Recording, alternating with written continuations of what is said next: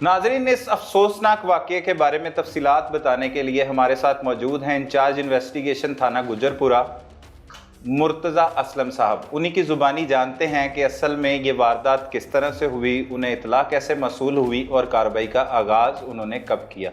बहुत शुक्रिया मुर्तज़ा साहब, आपने वक्त दिया। ये बड़ी ही एक अफसोसनाक सी वारदात जो आपके इलाके में हुई, किस तरह से आपने इस पर सबसे पहले तफ्तीश का आगाज़ किया? 22 मई को सुबह हमें एक 150 कॉल मौसूल हुई जो कि तनवीर ने की कॉल, और जिसमें उसने बताया कि मेरे हकीकी बेटे को 6 साल जिसकी उम्र है, गुलाम मुस्तफ़ा उसका नाम है, उसको मेरे हकीकी वालिद यानी कि गुलाम मुस्तफ़ा के दादा ने कत्ल कर दिया। सगे दादा ने कत्ल कर दिया। और उसकी जो डेड बॉडी है उसने गंदा नाला, ये जो चाइना स्कीम है, यहाँ पे फेंक दी है। तो हम फौरी तौर पे मौके पे पहुँचे तो वहाँ पे वाकई ही कॉलर मौजूद था और एक 6 साल के बच्चे की डेड बॉडी मौजूद थी। वहीं पे मौके पे मौजूद थी, और उसको बच्चे के गले में एक सुर्ख और सफ़ेद रंग का रुमाल था। उसी के साथ उसको बच्चे को गला दबा के बच्चे की मौत वाक़ई हुई थी। ओहो, फंदा दे के उसको कत्ल किया गया। इसका जो हकीकी दादा है नज़ीर अहमद जिसका नाम है, वही इस बच्चे का असल में कातिल है, और उसी के ही उसके ऊपर ही इसकी FIR दर्ज हुई नामजद। अच्छा, मुकदमा कत्ल का उसके खिलाफ ही दर्ज हुआ। ठीक है।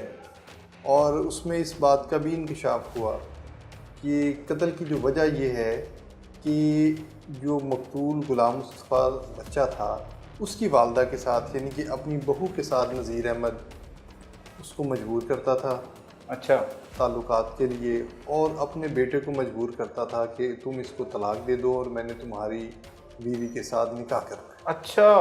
और इसी वजह से इसी रंजिश पे वो अपने पोते को अगवा करके ले गया।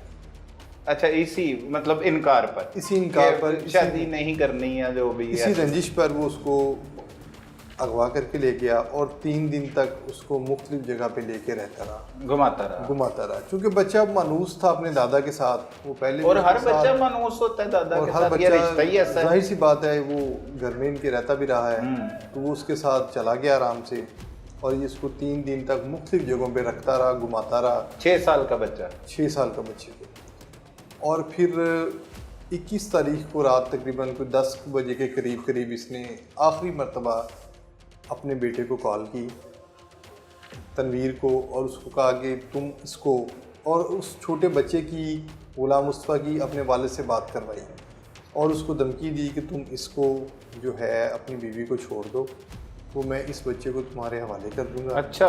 वरना मैंने इस बच्चे को कत्ल कर दिया। तनवीर को कहा, अपने सगे बेटे? जी, अपने बच्चे। अच्छा। और फिर उसके कुछ देर बाद ही इसने उसी रुमाल के साथ जो इसके ज़ेरे इस्तेमाल था, उसने इनकार किया इस बात से। उसने इनकार किया कि ऐसा नहीं हो सकता। और फिर उसी इनकार पर इसके पास जो अपना रुमाल था जो इसने अपने गले में रखा हुआ था, जिसके गले में ये डालता था, उसी रुमाल के साथ इसने उस बच्चे को गले में डाल के और उसको फंदा दे के गले से उसको दबा के उसी रुमाल के साथ तो उसको जो है बच्चे को कत्ल किया। सही। और ख़ुद मौके से फ़रार हो गया। जब बच्चा 3 रोज़ तक इसके पास रहता है और वो बच्चे को अगवा कर लेता है, दादा ले जाता है, इनकी मर्ज़ी से तो नहीं लेके जाता, बाहर से ही या घर के बाहर से ले जाता है, तो ये कोई अंदराजे मुकदमा के लिए दरख्वास्त नहीं दायर करते या पुलिस को इतला नहीं देते उस हवाले से? असल में चूँकि वो इनके घर का ही फ़र्द था और बच्चा पहले भी उसके साथ चला जाता था, और शायद इसके बेटे को भी ये उम्मीद नहीं थी कि ये मेरे बच्चे को और अपने पोते को कत्ल कर सकता है, या उसके साथ इतनी नुकसान पहुंचा सकता है, इतनी घिनौनी हरकत कर सकता है। तो वो बस इनके साथ आपस में गुफ्तगू होती रही इनकी बाप बेटे की कि तुम घर में ले आओ, और ये इसको यही कहता रहा है पहले शुरू में कि मैं इसको घर ले आऊँगा, मैं ले आता हूँ, ये मेरे साथ है। और फिर इसने बच्चे की बात भी करवाई वालिद के साथ, जिसमें उसमें बच्चे ने बताया कि मैं दादा के साथ हूँ, हम रात कभी हॉस्पिटल में गुजारते हैं, कभी रेलवे स्टेशन पे गुजार लेते हैं, खाना शाना भी खा लेते हैं। सही। और वो इसने इसको मुतमिन रखा हुआ था। सही। और फिर जिस रात को ये वक़ूआ हुआ है उस दिन उसने अपने बेटे को फ़ोन करके पहले यही कहा है कि मैं इसको घर वापस लेके आ रहा हूँ। अच्छा, लेके आ रहा हूँ। वो उसको मुतमिन रखा, और फिर आखिरी कॉल जब उसने इसको करवाई है अपने पोते की अपने बेटे से बात करवाई है, तो उसमें इसने कहा कि तुम इसको अपनी बीवी को छोड़ दो, अगर नहीं छोड़ोगे तो फिर मैं इसको कत्ल कर दूंगा। अच्छा। और उसके बाद फिर इसने अपनी बात को अमली जामा पहनाया और बच्चे को हकीकतन उसने कत्ल कर दिया। सही। तो बीवी जो उसकी बहू थी उससे भी इसने बात की है कि तुम मेरे साथ शादी कर लो, या उस दौरान जब ये फ़ोन पे उनसे बात कर रहा था बार इसकी बात तो अपने बेटे से ही होती रही है। और इसकी जो मकतूल की वालदा है, बच्चे मकतूल जो बच्चा है इसकी जो वालदा है और उसकी जो बहू थी, उसको भी हमने शामिल तफ्तीश किया था। उसने भी अपना बयान दिया है कि ये मुझे हरासा करता था। अच्छा। और मजबूर करता था और मेरे इनकार पे इसने मेरे बच्चे को कत्ल किया। सही।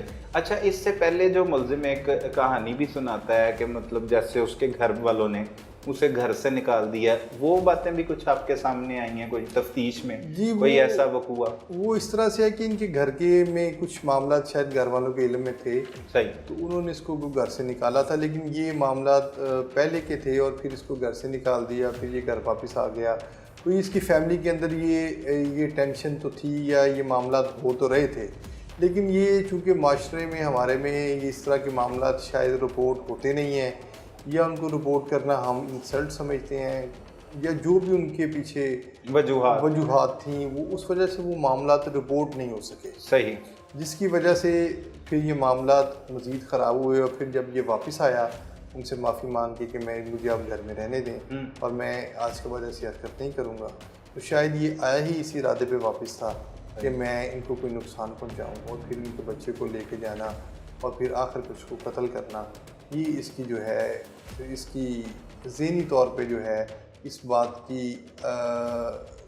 का ये गमाज है कि इसने जानबूझ के ज़हन बना के नुकसान पहुंचाने के लिए से उनके बच्चे को कत्ल किया। अच्छा। और इसका मुतालबा ये था कि वो बेटा इसका अपनी इसकी बहू को तलाक दे और वो इसके साथ शादी करे। जी बिल्कुल, ये तो FIR में उन्होंने वाज़े तौर पे लिखवाई, इस वजह से ये हमें मजबूर करता था। सही। और हमारे इनकार के ऊपर इसने हमारे बच्चे को कत्ल किया। और ये गुलाम मुस्तफ़ा जो जब ये लेके गया उसे घर के बाहर से, ये घर के बाहर खेल रहा था ये इनके पास ही एक हमारे इलाके में एक मॉडल बाजार है, उनके घर से थोड़ा सा ही दूर है, तो वो वहाँ पे आया हुआ था अपने वालिद के साथ। अच्छा, वालिद के साथ आया हुआ था। वालिद इसका कोई वहाँ पे चीज़ें मेरा ख़रीद था, घर का सौदा सलब खरीद रहा था, और चूँकि इसको पता था तो ये वो उधर खेल रहा था पार्क में, और इसने वहीं से बच्चे को उंगली लगाया और बच्चे को साथ ले गया। ठीक है। तो वो सब फौरी तौर पे तो नहीं पता लगा होगा कि वालिद को कि इसका दादा ले गया? हाँ जी, वालिद को पहले तो वो ढूंढता रहा होगा वो तो पहले तो उसको शायद ये था कि बच्चा घर चला गया है, फिर वो घर पहुंच के बच्चा नहीं मिला, फिर उसने कहा मुझे ज़हन में ये था कि कहीं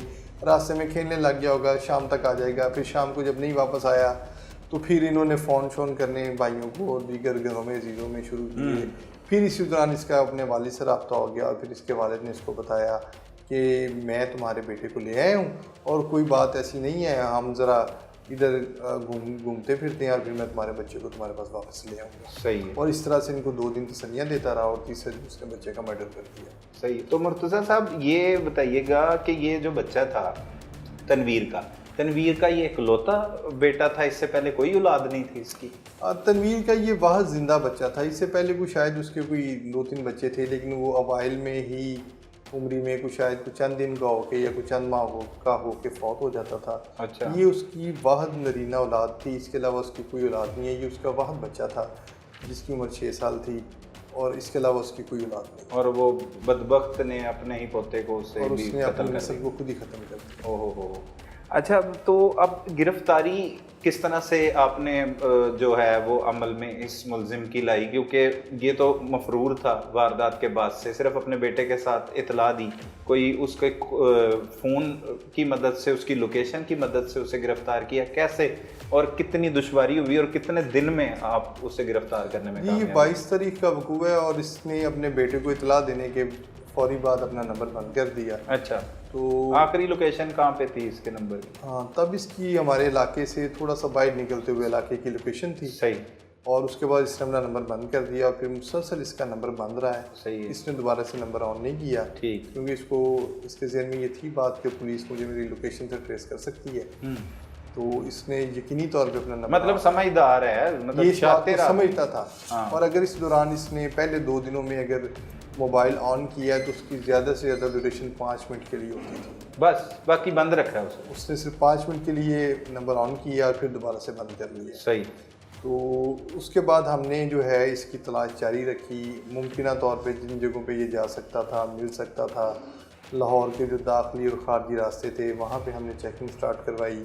CCTV कैमरास की मदद ली, लोकल CCTV फुटेज से हमने चेकिंग शुरू की। फिर जब हम म्यू हॉस्पिटल के कैमरा जात को चेक करते हुए पहुँचे तो फिर वहाँ से एक फ़ुटेज हमारे सामने आई कि जिसमें ये बच्चे को लेके तो हॉस्पिटल के अंदर फिर रहा है। बिल्कुल वो CCTV और फुटेज उसी फुटेज में उसने जिस रुमाल के साथ इस बच्चे का मर्डर किया है वो रुमाल इसने अपने गले में डाला हुआ है और उसी रुमाल के साथ इसने बच्चे को कत्ल किया। फिर वहीं से वो लीड हमने ली, इर्द के इलाकों में तलाश शुरू की। सही। और फिर 29 तारीख को सुबह फर्स्ट टाइम हमें इस चीज़ की इतला मिली कि इसकी एक जगह पे मौजूदगी की हमें इतला मिली। फिर वहाँ पे हमने रेड किया और उसको बाद काफ़ी दुश्वारी और जद्दोजहद के बाद हमने इसको चेज़ करके बाकायदा इसको हमने गिरफ्तार। कत्ल की वारदात के 5वें या 6ठे रोज़ आप इसे जी 22 को ये हुआ हुआ, तकरीबन 29 तारीख को हमने इसको गिरफ्तार कर ली। बहुत शुक्रिया Murtaza, thank you very much.